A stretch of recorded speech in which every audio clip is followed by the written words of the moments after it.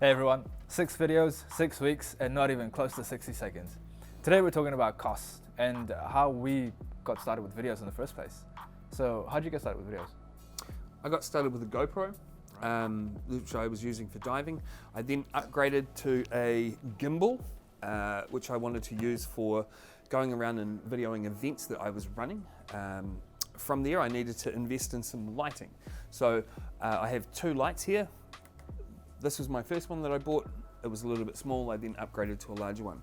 From there I wanted to get my audio on top of my audio, so I bought these, which are Rode wireless mic and receiver, and I really wanted to upgrade. These are $300 and I wanted to upgrade, so I got a lapel mic, which has increased my quality to what you're putting out now. So that's me. How did you get started?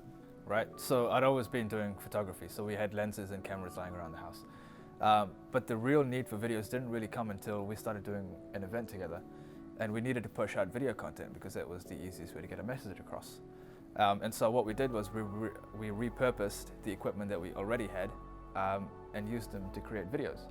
So I guess the moral of the story is have a look around your house and see what you can repurpose to use on videos. The chances are for most of you, you'll be using a cell phone to record your videos.